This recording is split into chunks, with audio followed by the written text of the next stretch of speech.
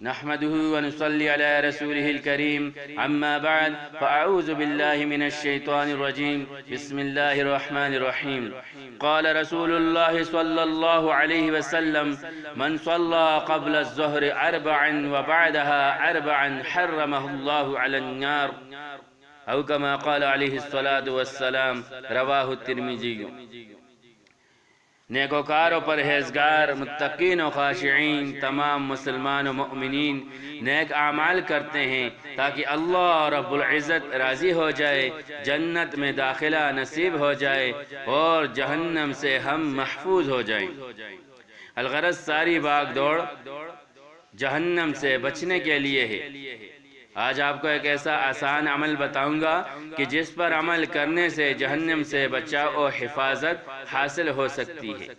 حضرت ام حبیبہ رضی اللہ تعالی عنہ کی روایت ہے کہ آپ علیہ السلام نے فرمایا من صلی قبل الظہر اربعا وبعدها اربعا، جو ظہر کی فرض نماز سے پہلے 4 رکعت پڑھ لے اور ظہر کی فرض نماز کے بعد 4 رکعت پڑھ لے، یعنی جو ظہر کی فرض نماز پڑھتے ہیں اس سے پہلے 4 سنتیں پڑھ لیں، اور پھر جب ظہر کی فرض نماز پڑھ چکے اس کے بعد جب 2 سنتیں پڑھ لے تو ساتھ 2 رکعت نفل بھی ملا لے۔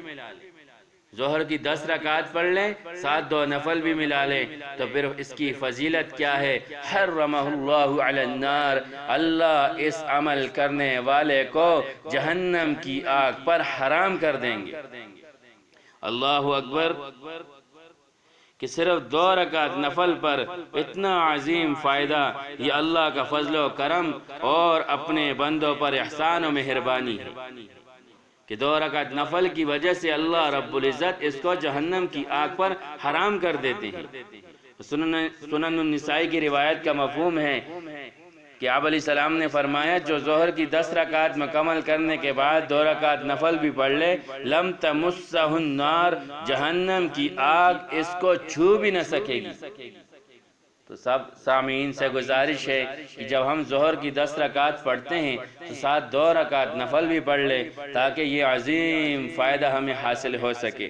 اللہ رب العزت ہمیں جہنم سے بچنے کا ذریعہ بننے والے اعمال میں لگنے کی توفیق عطا فرمائے۔ وآخر دعوانا ان الحمد للہ رب العالمین۔